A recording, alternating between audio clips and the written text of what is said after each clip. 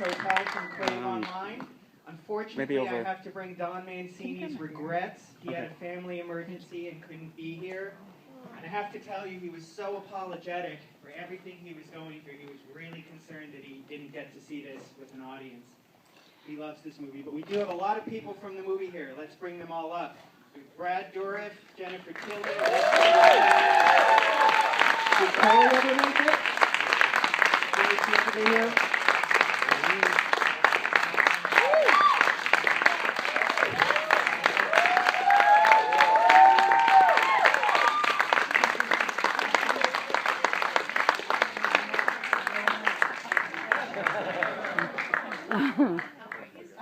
Thank you all for being here. I'll take questions as soon as I see hands up. Alexis, I have always wanted to ask you, did you play this character as Damien or Howard Fitzwater? Well, there was a shot of Howard at the end. It's just sort of like the Brian Warner question that Marilyn Manson gets a lot. I guess you can't really kill the inner nerd from the goth god. So yeah, Jennifer, when you were cast in this role, did you have any involvement in the design of Tiffany so that she would resemble you? Well, actually, a lot of the clothes that I wore in the movie was my own clothes. And I read an article where the costumer was complaining and they said, oh, these Hollywood types, you wanted to wear her Gucci high heels and, you know, all her designer gowns. And I was thinking, well, wouldn't you? But, yes, you know, I did bring a big supply of push-up bras, and we tried to, the doll was already made, so we were in the position of trying to make myself look like the doll. But it was a lot of fun. that's gorgeous. Thank you. And Brad, it had been, there was Child's Play 1, 2, and 3, and then it had been several years before they got Bride of Chucky together. Did you ever think you would see him again at this point? Yeah. I mean, you know, by the time we did Bride, Chucky was pretty iconic. So I mean, you know, when there's money to be made, people will make it.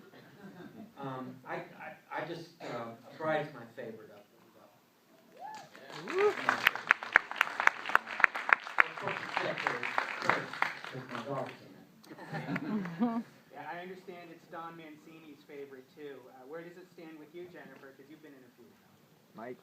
Well, I was watching Bride tonight, and I fell asleep for a little bit because I only had 2 hours of sleep last night.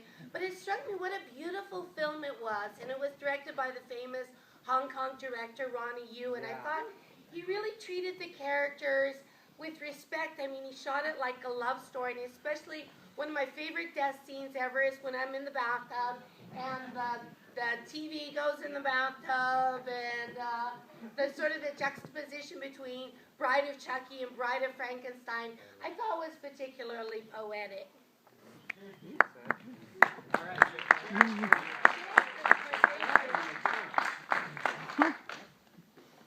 I'll have to project.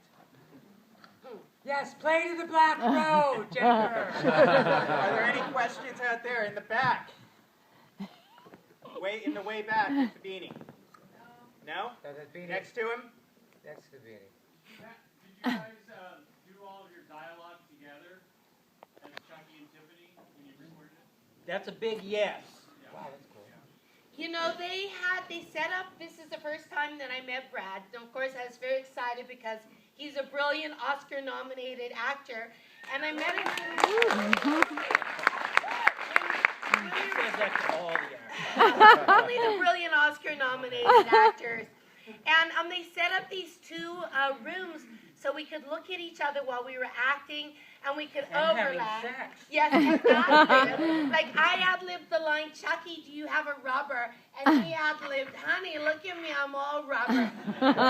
We ad-libbed that, and they had us. We could overlap. Like if I thought of something funny to say, or he thought of something funny to say, we would just say it, and a lot of it ended up in the movie. But it was also too when I was looking at him. Actually, during the scene where my character dies and his character, you know, when they're about to die, I looked over at him and he was crying and I was crying too. So I think they're not just like dolls. I mean, to us, they're real people. But I think it helped that we were in the room recording together. And since then, I've done a lot of voiceovers, like I do Family Guy. You never see the other actors. And I was very spoiled from doing the voiceover with Brad because I think you get a better performance when you're actually in the room with the other actor. I got to say, I've done 3 movies, and you do the sound before you do the movie. So I was in a studio by myself for 2 days doing the whole movie, and it is lonely. And it was such a relief. It was such a relief to be able to really work off somebody. I mean, we had a ball. And after we finished, Brad looked at the producers and he said, "Why didn't I get a girlfriend earlier?" Yeah, the mic's still off. I saw another question in front of the last one, and then I see you and you. Yellow shirt. My question's for Brad Dourif. You're a horror icon at this point with Chucky. I was just wondering what it was like to work with another horror icon, Christopher Lee in the Lord of the Rings pictures. Yes, what was it like to work with Christopher Lee? Guy's a really good actor, man. You know, I mean, it was Christopher Lee is. Yeah, he's Dracula, and I have to say that everybody teased him relentlessly about it, about being Dracula, because we had a lot of knighted actors there. All of which were Syrian. We had 2 Syrians. So yeah, it was great, and he was fun and way more experienced than I was. And I did PR with him. We did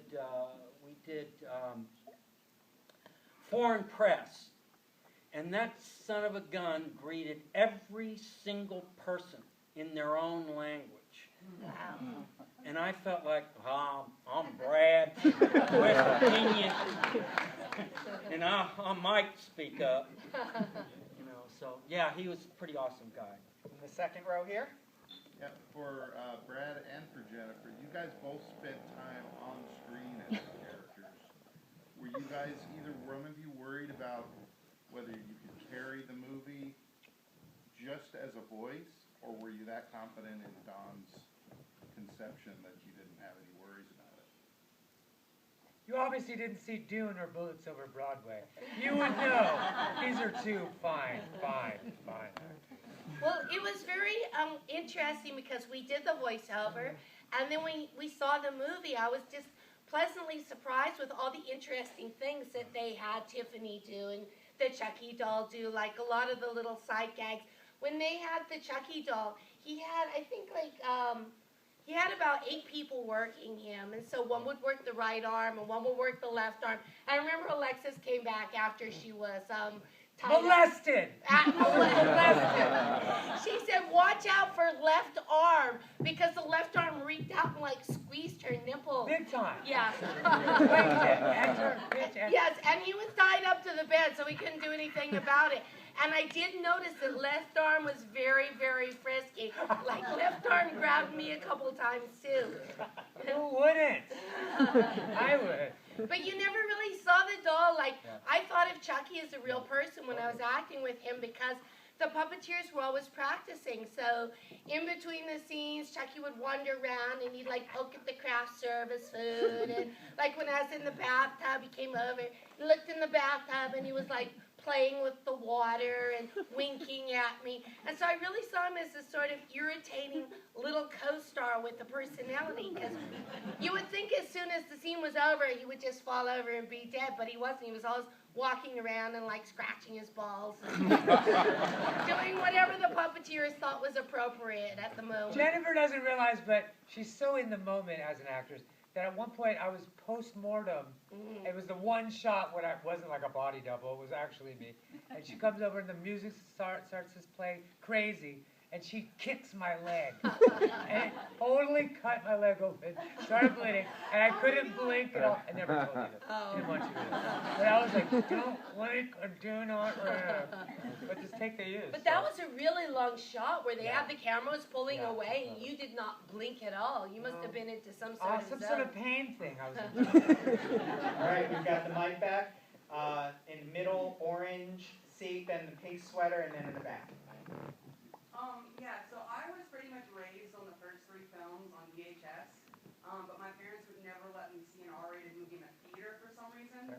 So I have been begging for years to play Bride of Chucky, as it's one of my top 5 films of all time, and my favorite horror film of all time.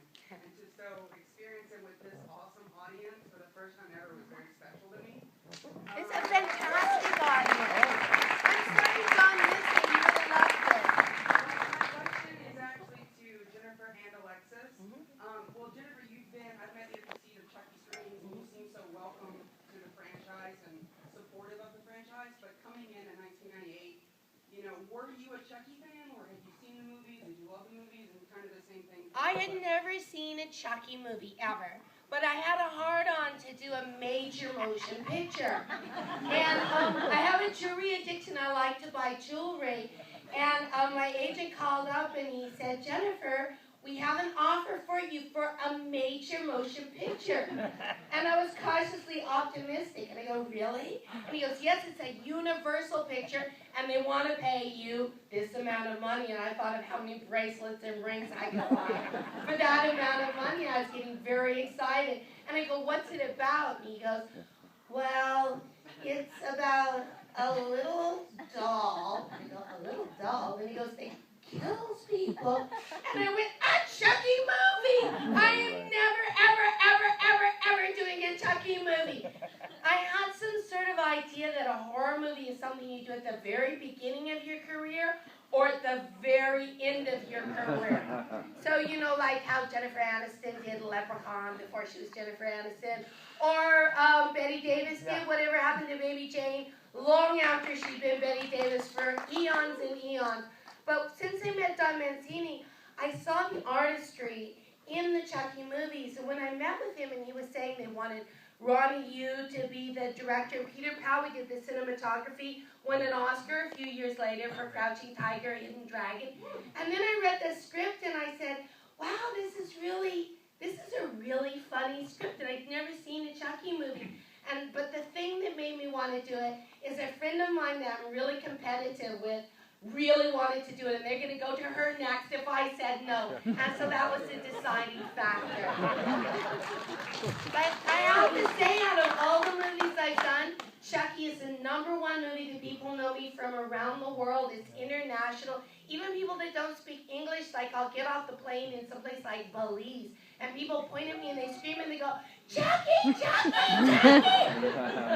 So it's the Chucky fans are honestly the best fans in the whole world. I'm really happy to be here with such a hip group of people, and really Don was looking forward to, Don Mancini, who created the Chucky movies.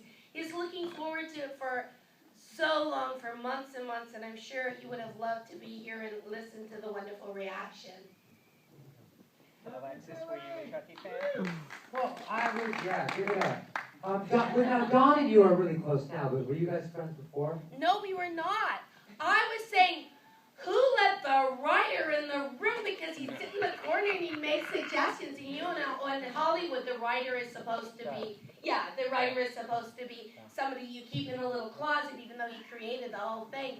And but I got to be very, very close to Don Mancini after that. We started a movie club where we saw movies. Look, you're holding up my microphone. You were never so helpful on the set, Alexis. I was so hot for Alexis. I did a movie with Davey Arquette, his little brother, and Davey is super hot. You did a lot more than a movie, Jennifer. Let's be real. Hello. I don't know what he's told you, but it's not true.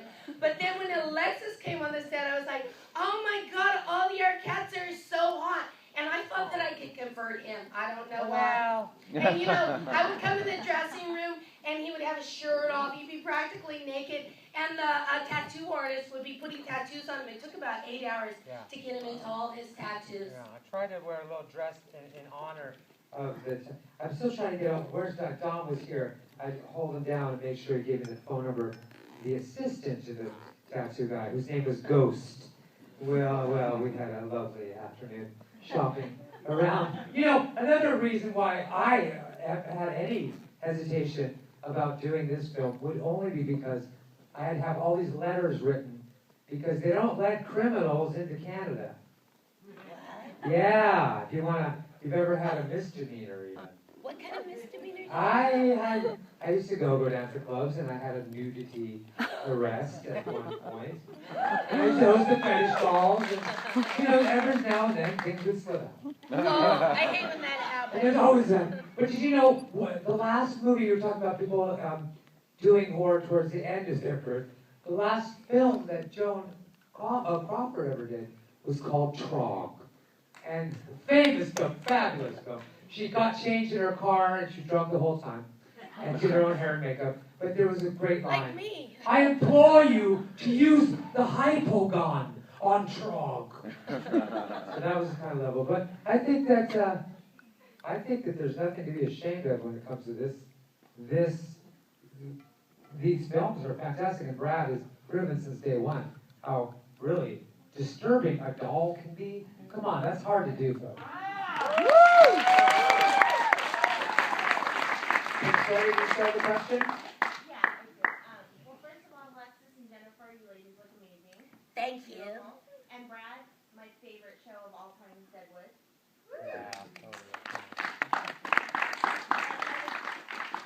Sort of building off the last question, I'm wondering, how important is it to you to do films like this still when you are also doing more, I guess, mainstream films that will be taken more seriously by the industry? However, these films are the ones that are really loved and supported by the fans. God, first of all, I wish that were true. Yeah. I'm an actor. You know, I will do. I'm also a whore. Working actor. You know, and I do. You know, I take everything as it comes. I mean, you know, you want to do things where you use every part of yourself. I mean, I've lived a lot of. You know, I've had children. I've raised them. You know, I've fallen in love. I've, you know, done everything that human beings do, and you want to express everything that you can express about your life. That's kind of why you're an artist or an actor, or, you know. So I'll take, you know, I just take it as it comes. Sometimes I get lucky, and somebody will cast me in something that's, you know, a little bit more serious. But I also love, you know, just having fun. I have a good time. I mean, I really do. It's really fun, you know. I mean, you get up and you try things, and you know, and it's play.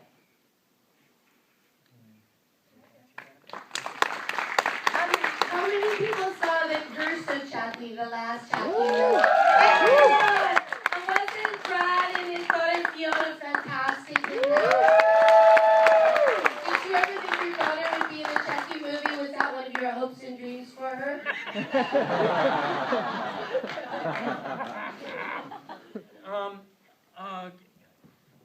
Fiona came in when I was doing the first Chucky. There's a point at which Chucky is set on fire, and Chucky's got to scream, and you can't like hold back on that. You know, you have to it's a green light thing, and you pace around, and you get ready, and then you just do it. Agonize for, and it went on for about 3 minutes, and she was in the sound booth and burst into tears and really panicked.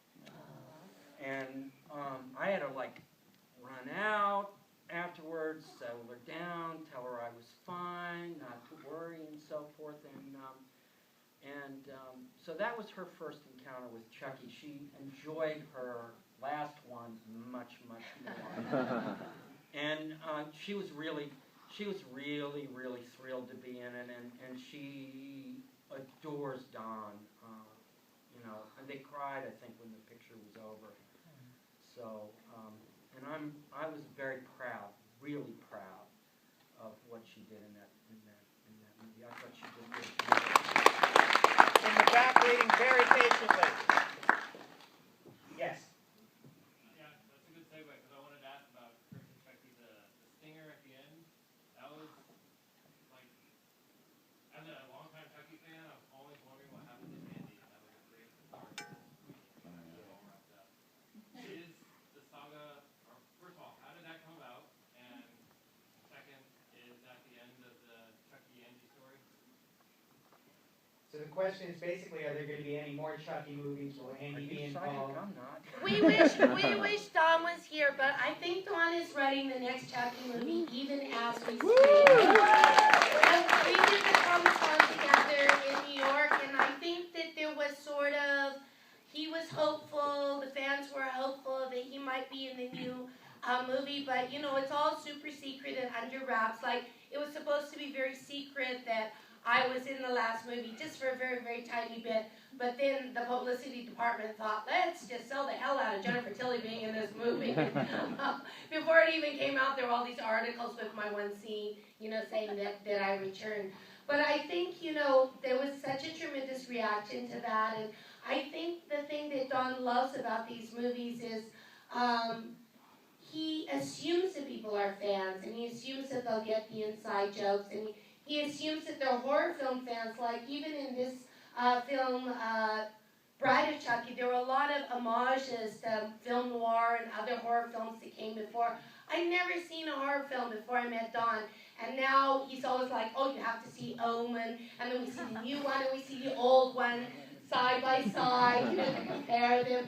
And I was in a movie called Initiation of Sarah, and we had to see the original one with Kay Lenz, and he's really loves horror films. I think in Hollywood there's sometimes people think horror films are the bastard, red-headed stepchild of filmmaking, but really there's a lot of artistry that goes into making an amazing horror film, which you can see up on the screen here today, and in I think all of the Chucky movies.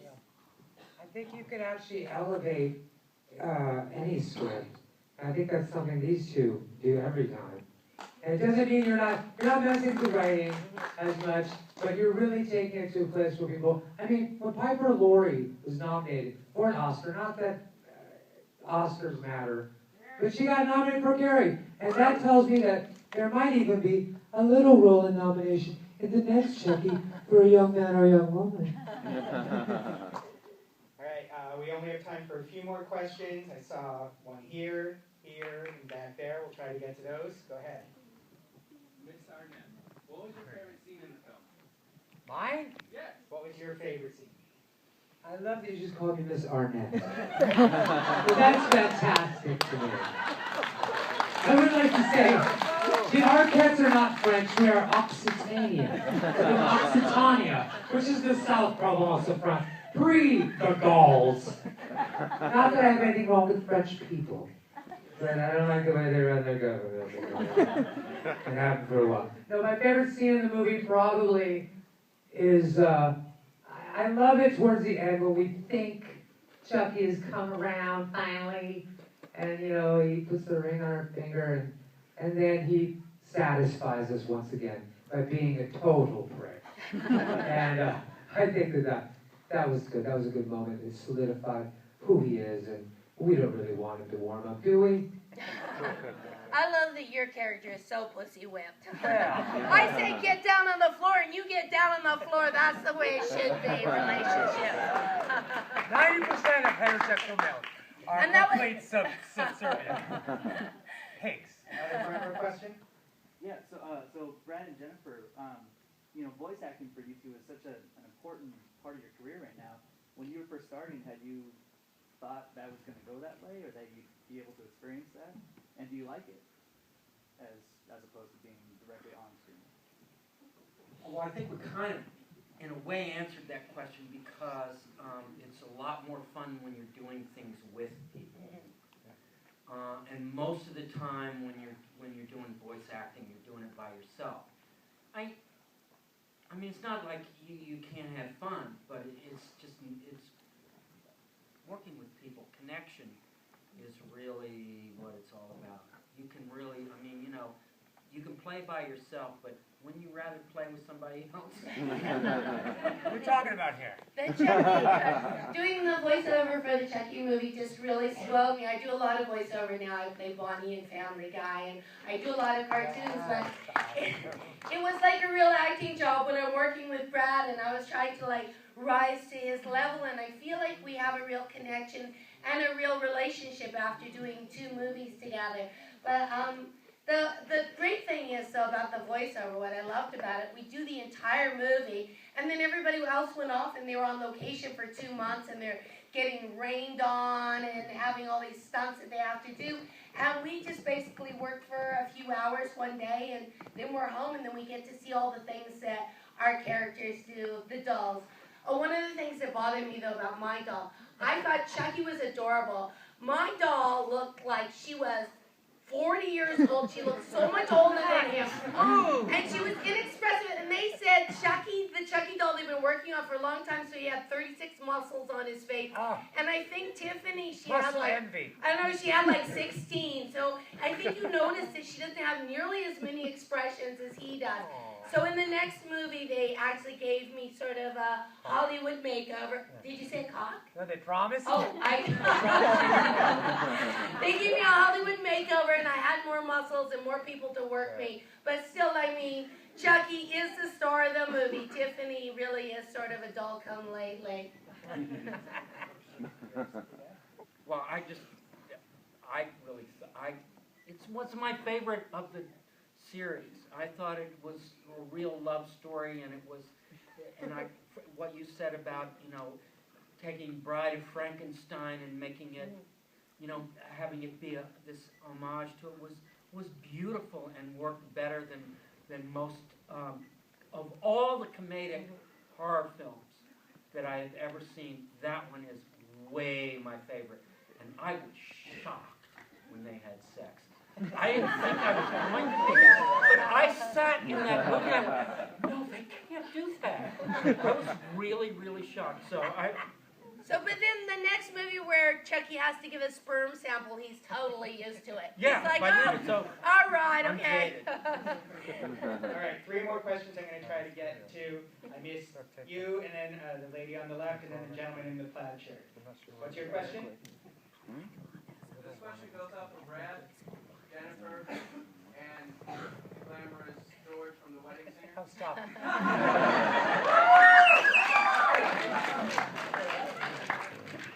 What was the question?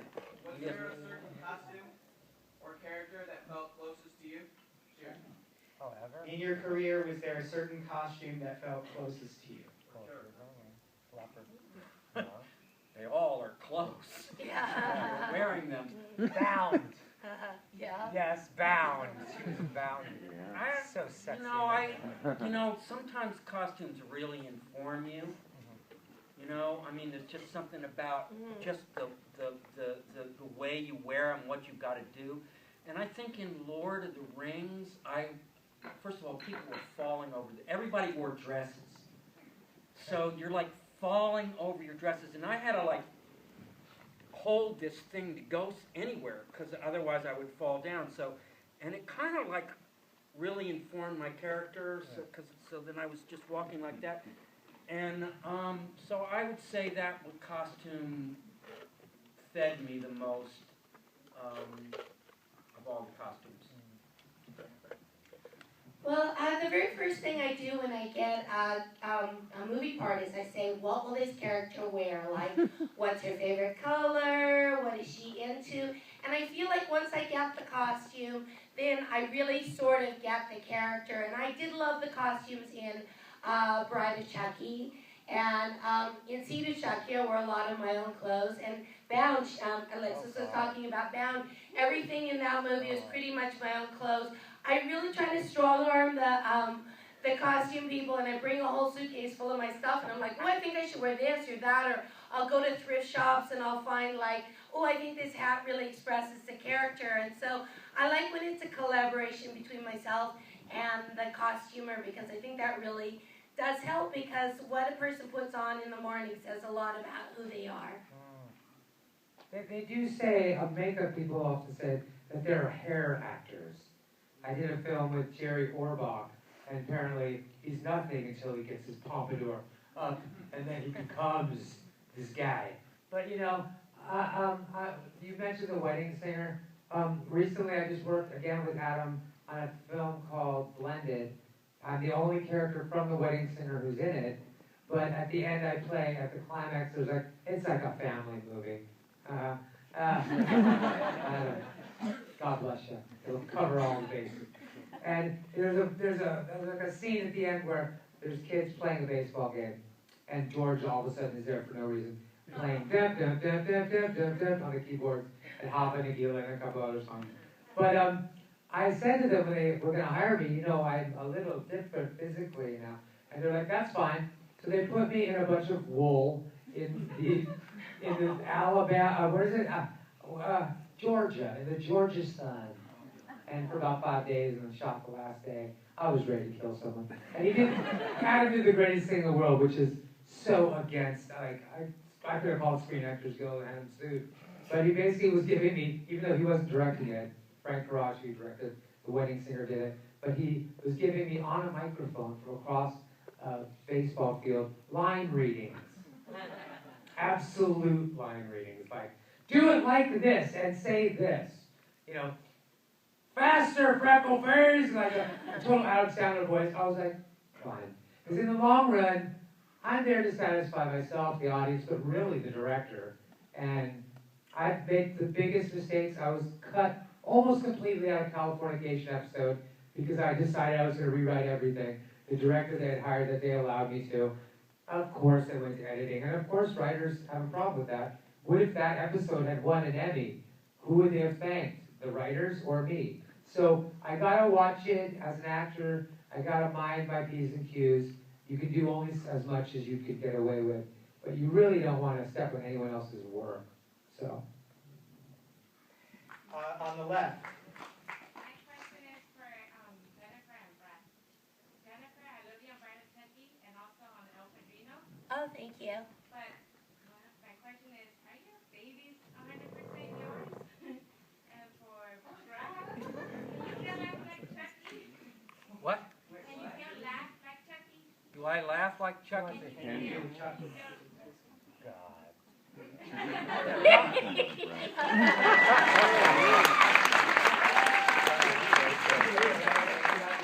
Yes, my babies are 100% mine. They always have been. They always will. Mine too!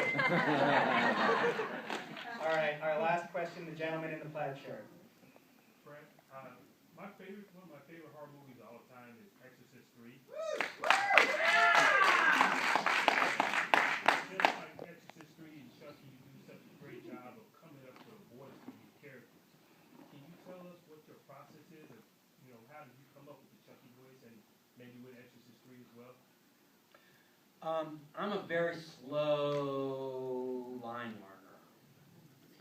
So I spend a lot of time walking around learning lines. And as you walk, play, mess around, and soon your voice starts doing other things, Yeah, so it's just play. I like accents. I'm a little insecure, certainly when I was younger, and accents and different voices allow me to hide a little, and I can be a little freer. It's only now that I'm getting older that I'm a lot more comfortable being myself, playing things closer, a little bit more naked. That make sense? Yes. Okay. One of the reasons why I think people love Chucky and have loved Chucky for over 20 years is Brad's interpretation of Chucky is that he plays him very real. He approaches the character the same way as he would approach a character in One Flew Over the Cuckoo's Nest, for example. I remember in Speed of Chucky, there's a really long speech where Chucky talks about how much he loves being a doll. It's a speech about his raison d'etre.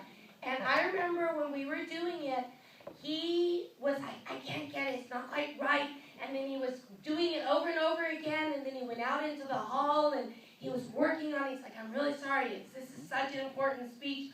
for the trajectory of Chucky's character. And I was so impressed because most voiceover artists, they come in, they do it a couple times, they'd be like, you got it right, great, gotta go. And I just thought that he showed such integrity, and Chucky was such an important character to him, just like a full-fledged character that was not a little rubber plastic doll. Yeah. Do you remember that day?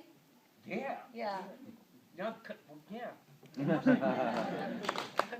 trying to pass the microphone on to somebody else. I'm telling you, Don Mancini, who created the Chucky movies, would have loved to be here tonight. Aww. Yeah. He says really good stuff about the movie. Well, thank you all for coming to Screen Fest tonight of Ears and Beers with Bride and Chucky. Thank you, Brad, Alexis, and Jennifer for being here with us.